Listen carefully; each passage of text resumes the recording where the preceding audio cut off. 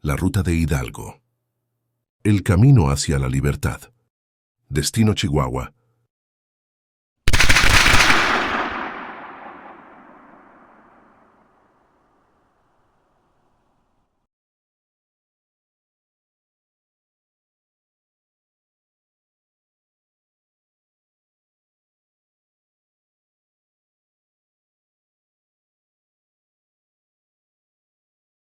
Al caminar por las calles de Chihuahua, al igual que en otras ciudades de México, quizás te has topado con esas majestuosas estelas coronadas por una cabeza de águila.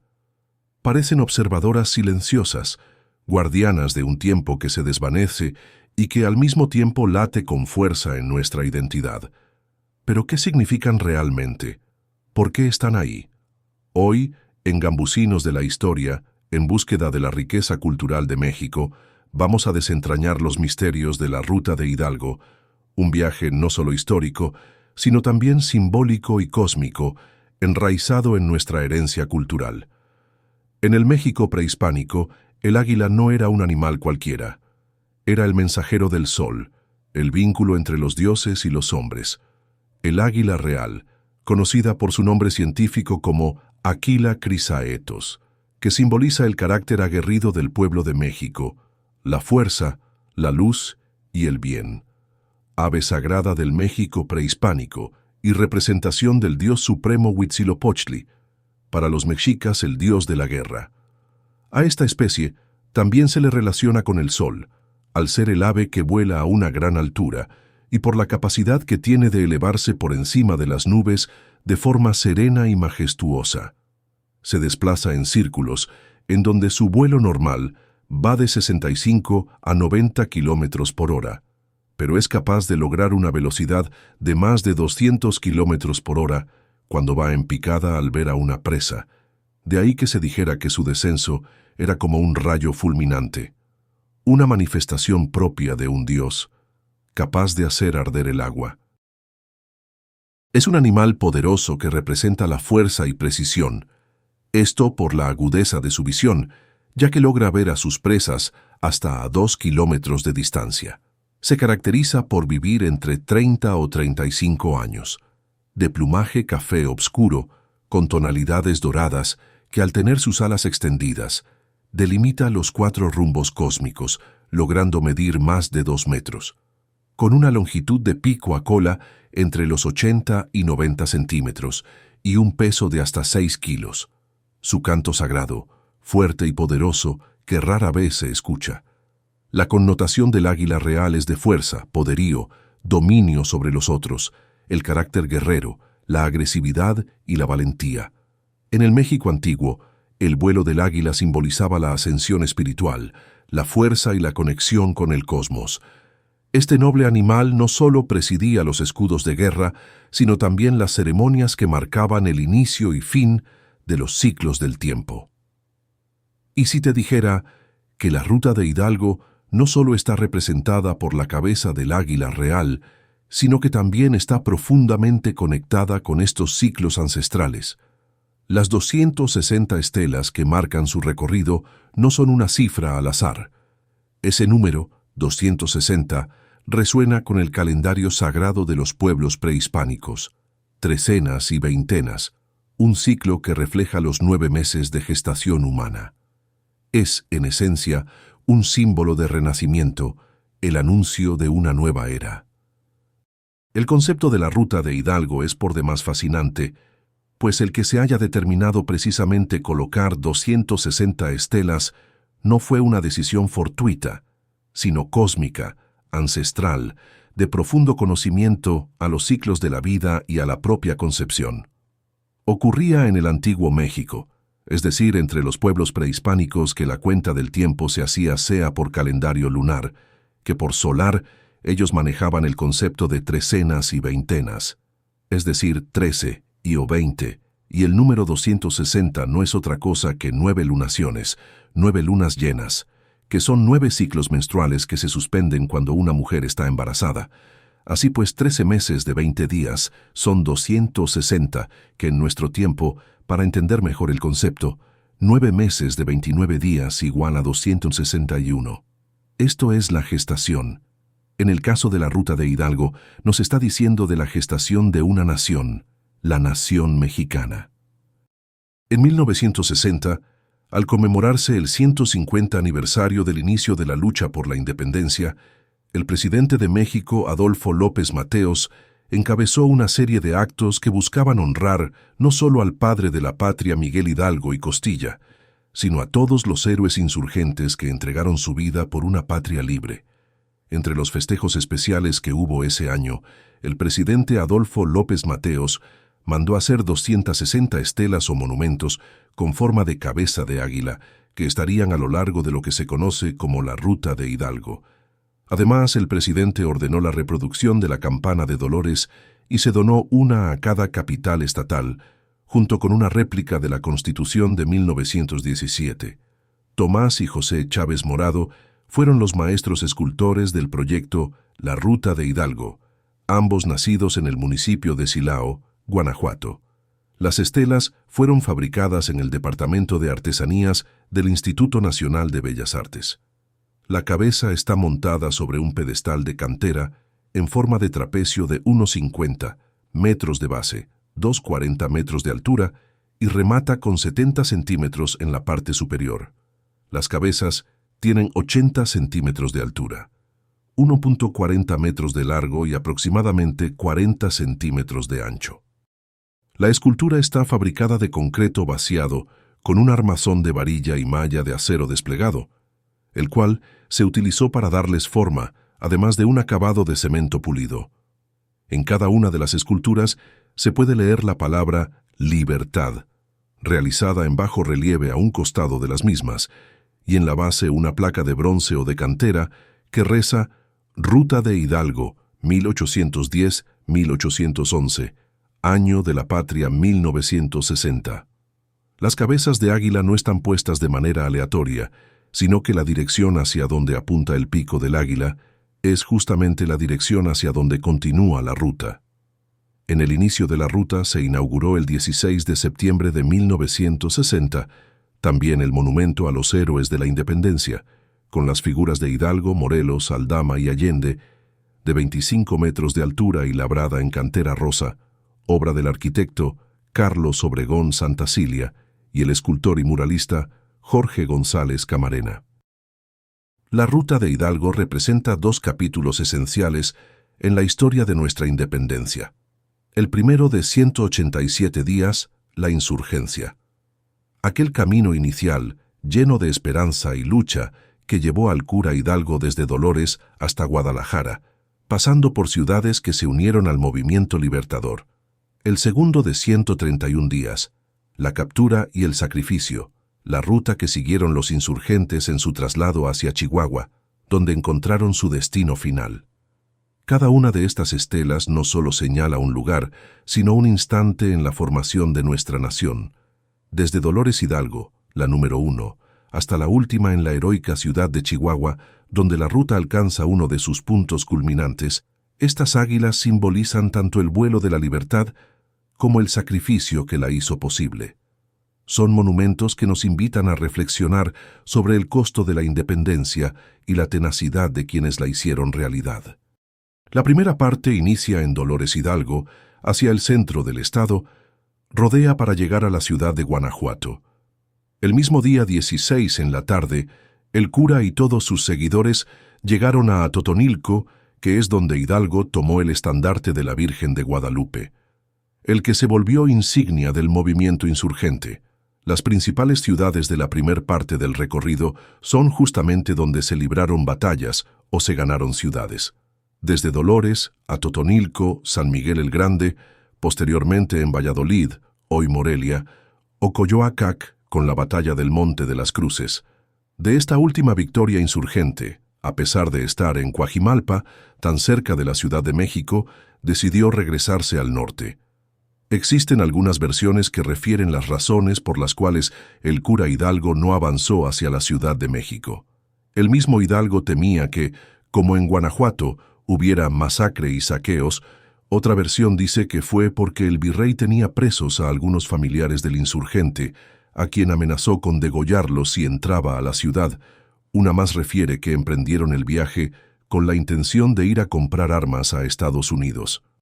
Al momento de regresar al norte, resalta el municipio de Aculco, donde perdió una batalla ante el ejército realista para luego repetir la derrota en Puente de Calderón, Jalisco, y ser traicionado y aprehendido en Acatita de Baján por Ignacio Elizondo, en el estado de Coahuila. El último tramo de la ruta de Hidalgo comienza cuando el insurgente fue detenido por el bando realista y concluye cuando lo fusilan. Destacan las poblaciones de Monclova, en Coahuila, y Mapimí, en Durango, para finalizar en la ciudad de Chihuahua. Partimos de Dolores, donde el grito de libertad quebró el silencio de un pueblo sometido. De ahí, las estelas nos llevan por un recorrido que no solo sigue los pasos de Hidalgo y los insurgentes, sino que dibuja el trayecto de la gestación de una patria. Uno de esos lugares, trascendental y solemne, es la ciudad de Chihuahua. Aquí, en esta tierra dura y noble, Miguel Hidalgo y sus compañeros enfrentaron su destino final. Casi 30 insurgentes llegaron a Chihuahua a pie, en cólleras de prisioneros, el 23 de abril de 1811, siguiendo el antiguo camino del rancho de Ábalos, hoy Panteón de Dolores, y la gente, en silencio y con indignación, los vio pasar por las calles con rumbo al lugar de su prisión, el Real Hospital Militar, ubicado en el excolegio de Nuestra Señora de Loreto, el que convertirían en Casa de la Moneda, para finalmente ser Palacio Federal y hoy Museo Casa Chihuahua. Durante su estancia de poco más de 3 meses en la villa de Chihuahua, Hidalgo estuvo preso en el cuartito número 1 del Hospital Militar, formado por la inconclusa torre de la capilla del excolegio de jesuitas, totalmente incomunicado y vigilado permanentemente. A diferencia del trato injurioso y calumnioso que recibió de los jueces, en el calabozo Hidalgo contó con el respeto y la amabilidad de sus carceleros, el alcaide Melchor Guaspe y el cabo de las milicias urbanas Miguel Ortega, quienes posiblemente hayan sido sus últimos amigos antes de morir. A ambos personajes Hidalgo, en señal de gratitud, les dedicó unas décimas que escribió con carbón en una de las paredes de la torre en que se encontraba cautivo, además de la frase «La lengua guarda al pescuezo». Lamentablemente, dicho muro fue destruido por el arquitecto encargado de las obras de construcción del Palacio Federal, siendo las décimas transcritas en las placas de bronce que actualmente se encuentran en el lugar. Los versos escritos por el padre de la independencia de México, con un pedazo de carbón en la pared de la capilla, el 29 de julio de 1811, víspera de su fusilamiento. Ortega, tu crianza fina, tu índole y estilo amable, siempre te harán apreciable, aún con gente peregrina. Tiene protección divina la piedad que has ejercido con un pobre desvalido que mañana va a morir y no puede retribuir ningún favor recibido. Melchor, tu buen corazón, ha adunado con pericia lo que pide la justicia. Y exige la compasión. Das consuelo al desvalido en cuanto te es permitido, partes el postre con él, y agradecido Miguel te da las gracias vencido. Miguel Hidalgo y Costilla, Chihuahua, 29 de julio de 1811. Sobre Hidalgo pesaban fuertes acusaciones del gobierno, siguiéndosele primero un proceso eclesiástico y posteriormente uno militar. El 29 de julio, el tribunal eclesiástico lo degradó, privándolo de todos los fueros y ornamentos clericales al despojarlo de su investidura sacerdotal, y luego lo entregó a las autoridades militares, las que le notificaron su sentencia de muerte, a tener efecto el 30 de julio a las 7 de la mañana. Según documentos y testimonios de la época, poco antes de su fusilamiento, se le llevó a don Miguel Hidalgo el desayuno, quien, notando que le llevaban menor cantidad de leche que la acostumbrada, reclamó diciendo que, no porque le iban a quitar la vida, debían reducirle la leche. Posteriormente fue conducido desde su prisión hasta el patio del excolegio de jesuitas. Dicho patio se ubicaba en el actual Palacio de Gobierno, donde habría de ser fusilado a manos de un pelotón compuesto por 12 soldados, comandados por el teniente Pedro Armendáriz. De aquellos soldados conocemos los nombres de Juan Vicente García, Felipe Varela, Antonio Parra, Albino Parra, Juan Molina, José Quintana, Miguel Ruiz, José Tarín y Victorino Torres. El inmueble se encontraba resguardado ese día por 1000 soldados en el exterior y 200 en su interior, previendo cualquier intento por liberar al reo o manifestación a favor de la insurgencia. Para entonces, después de 3 meses de estancia de Hidalgo en la villa, la causa de la independencia había ganado algunos adeptos en el lugar. De camino a su ejecución, Hidalgo recordó que en su cuarto había dejado algunos dulces, los cuales solicitó le fueran llevados y se detuvo a esperarlos. Al compartirlos con los soldados que lo escoltaban y sabiendo que el pelotón tenía órdenes de no disparar sobre su cabeza, temió sufrir mucho, por lo que les dijo: «La mano derecha que pondré sobre mi pecho será, hijos míos, el blanco seguro a que habéis de dirigiros». En una carta que el teniente Armendáriz posteriormente escribiera, señalando la gran templanza mostrada por el padre de la patria en su última hora, nos describe el fusilamiento de la siguiente manera: «Lo condujimos al corral del mismo hospital, a un rincón donde le esperaba el espantoso banquillo. La marcha se hizo con todo silencio. Llevaba en la mano derecha un librito y un crucifijo en la izquierda. Llegó al banquillo y entregó a un sacerdote el librito, y sin hablar palabra por sí, se sentó en tal sitio en el que fue atado con 2 portafusiles de los molleros y con una venda de los ojos contra el palo, teniendo el crucifijo en ambas manos y la cara al frente de la tropa, que distaba formada 2 pasos, a 3 de fondo y a 4 al frente. Con arreglo a lo que previne, le hizo fuego la primera fila. 3 de las balas le dieron en el vientre y la otra en un brazo que le quebró. El dolor lo hizo torcerse un poco el cuerpo, por lo que se zafó la venda de la cabeza y nos clavó aquellos hermosos ojos que tenía. En tal estado, hice descargar la segunda fila que le dio toda en el vientre, estando prevenidos que le apuntasen al corazón. Poco extremo hizo, solo sí, se le rodaron unas lágrimas muy gruesas. Aún se mantenía sin siquiera desmerecer en nada aquella hermosa vista, por lo que le hizo fuego la tercera fila, que volvió a errar no sacando más fruto que haberle hecho pedazos el vientre y espalda. Quizás sería porque los soldados temblaban como unos azogados.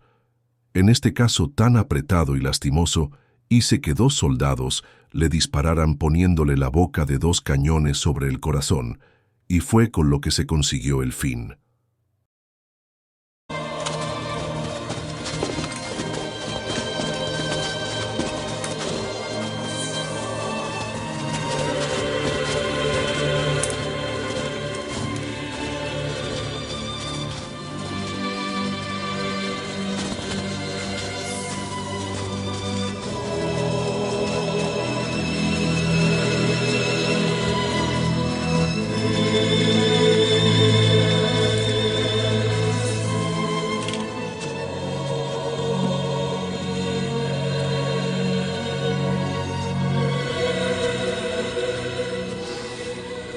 Siéntese, por favor, caballero.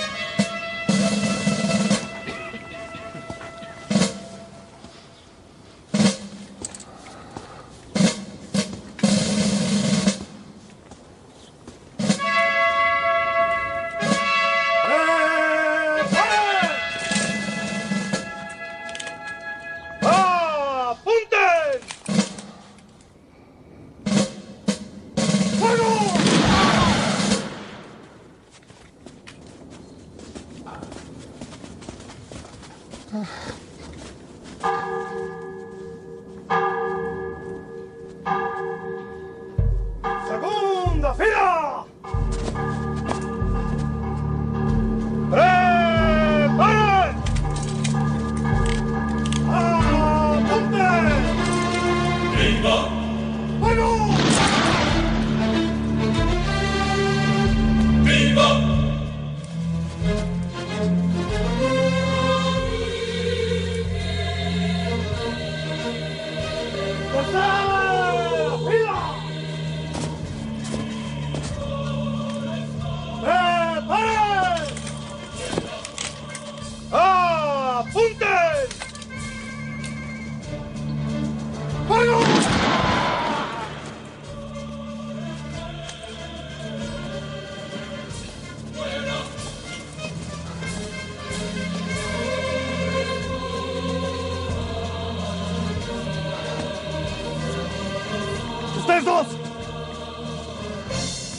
aquí, en el corazón.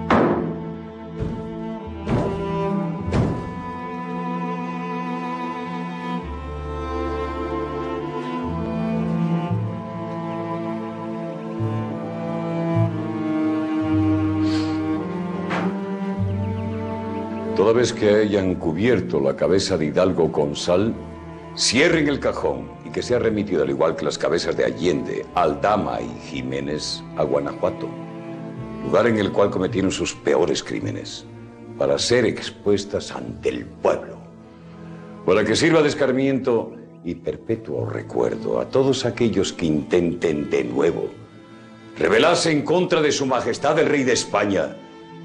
Que Dios guarde muchos años.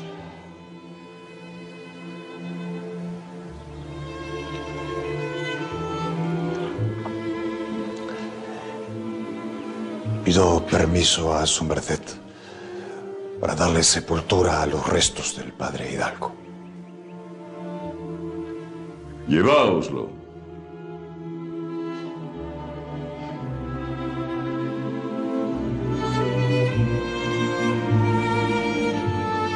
Se acabó la revolución. El cuerpo de Hidalgo fue expuesto al público durante algunas horas en una mesa a la derecha de la puerta principal del hospital y sobre ella una silla en la que lo sentaron para que sirviera de escarmiento a todos aquellos que intentaran sublevarse y seguir la causa insurgente. El pueblo, conmovido, desfiló frente al cadáver, ocultando lágrimas y gestos de desaprobación por lo sucedido.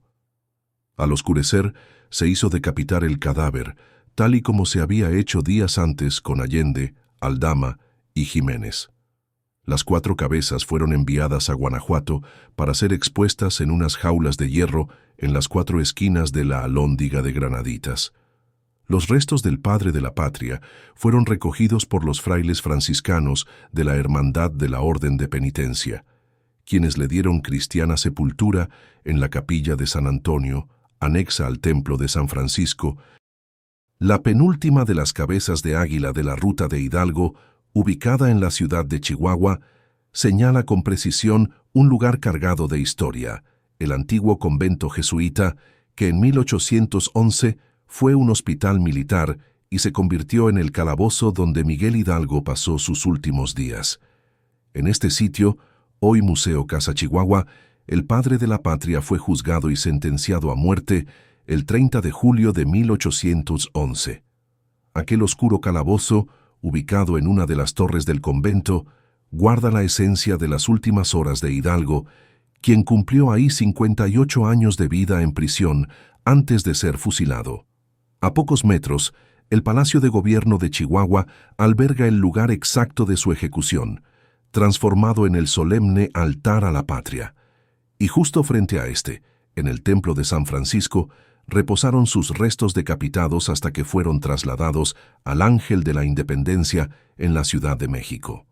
Estos espacios, conectados por calles cargadas de simbolismo, destacan la trascendencia de Chihuahua como un escenario crucial en la lucha por la independencia. Lo curioso es cómo los destinos de 2 grandes héroes nacionales, Hidalgo y Juárez, parecen converger en esta ciudad. A unas calles del calabozo de Hidalgo se encuentra la Casa Juárez, sede del gobierno federal durante el exilio de Benito Juárez en 1864. Allí, Juárez celebró su cumpleaños número 59, tan solo un año mayor que Hidalgo cuando estuvo preso en esta misma ciudad.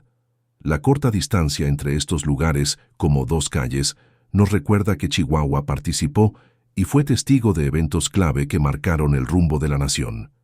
Finalmente, la última de las cabezas de águila señala el templo de San Francisco, lugar donde fueron depositados los restos de Hidalgo tras su ejecución. Este templo, junto con el antiguo Panteón de San Felipe, ahora transformado en Parque Abraham González, resguarda los restos y la memoria de aquellos insurgentes que ofrendaron sus vidas por la libertad. En las estelas monumentales, el águila lleva en su pico la palabra libertad. Un detalle que no es casual ni superficial. Esta representación difiere del águila del lábaro patrio, que devora una serpiente en el acto fundacional de una nación. Aquí, el águila se eleva como el guardián de un ideal, el portador de la libertad. Su vuelo, orientado hacia el camino que siguió Hidalgo, refuerza la idea de que esta libertad no fue un destino cumplido con su sacrificio, sino un legado vivo, en constante custodia por el pueblo mexicano. Al portar la palabra libertad, el águila se convierte en un símbolo de custodia y guía. Representa que la lucha por la libertad no termina con la muerte de los héroes. Al contrario, se transfiere al pueblo, que se convierte en su guardián y defensor. En este caso, el pueblo chihuahuense asumió ese estandarte con valentía, especialmente al ser testigo y partícipe de momentos históricos que reafirmaron la soberanía nacional. Cuando Hidalgo fue fusilado aquel 30 de julio de 1811, su sacrificio no fue el fin, sino el principio. Su sangre derramada impregnó el suelo árido del desierto chihuahuense, volviéndolo fecundo y como semillas bajo el sol, germinó en un pueblo que supo estar a la altura de las circunstancias más adversas y complicadas para la nación mexicana, honrando la memoria del padre de la patria y su legado. En 1847, los hijos de este suelo del septentrión enfrentaron al invasor estadounidense en la Batalla de Sacramento, defendiendo la soberanía con valentía incomparable. Su sangre y su vida como sacrificio a la patria. Décadas después, cuando las tropas francesas de Napoleón III y Maximiliano de Habsburgo amenazaban con desaparecer la República, Chihuahua se convirtió en el último refugio de Benito Juárez por más de 2 años. Aquí, en 1866, las fuerzas republicanas triunfaron en la batalla del 25 de marzo, una victoria que marcó el principio del fin para el Segundo Imperio y la consolidación de la nación mexicana. El águila también voló alto durante la Revolución Mexicana. Desde esta tierra surgió el movimiento revolucionario en contra de la dictadura de Porfirio Díaz y encendió la llama de la democracia con el fortalecimiento de Francisco I. Madero como líder opositor del partido antirreeleccionista y con la toma de Ciudad Juárez, Chihuahua, el fin de la dictadura de Porfirio Díaz. Incluso en 1916, cuando el ejército estadounidense en su expedición punitiva para capturar a Francisco Villa intentó someter a México en la batalla de Carrizal, los valientes de Chihuahua demostraron que este suelo, consagrado por el sacrificio de Hidalgo, no se rinde ante ningún invasor, ganando la batalla y capturando prisioneros estadounidenses, en una clara revancha por la batalla de Sacramento. Durante la Guerra de Independencia, el águila real fue utilizada en diferentes estandartes, significando el anhelo de libertad, de frente, de perfil derecho e izquierdo, con la corona imperial, hasta que finalmente, con el triunfo de la Revolución, se rescató el origen indígena de su representación. Hoy, las cabezas de águila de la ruta de Hidalgo nos invitan a recordar y a reflexionar. Cada estela es un recordatorio de que la libertad y la justicia no nacen sin sacrificios. Nos conectan con un pasado glorioso, pero también con una herencia cósmica, una que nos recuerda que somos parte de algo mucho más grande. Una nación con una rica historia y cultura ancestral, en un ciclo eterno de lucha, resistencia y renacimiento. Las cabezas de águila no solo son un homenaje al pasado, son una guía para el presente y el futuro. Nos llaman a ser dignos herederos de este legado, a proteger nuestra historia y transmitirla con orgullo, porque al final somos hijos de esta tierra fecunda, regada con la sangre de los héroes, y tenemos el deber de mantener viva la llama de su sacrificio. Así que, la próxima vez que veas una de estas estelas, detente un momento, observa el águila, escucha su llamado, porque no solo marca el camino que siguió Hidalgo, sino también el sendero que cada uno de nosotros debe recorrer para honrar su legado. Que las generaciones venideras encuentren en estas estelas no solo un vestigio del pasado, sino una inspiración para construir un México más fuerte, más libre y más justo. ¡Que viva la libertad! ¡Que viva México!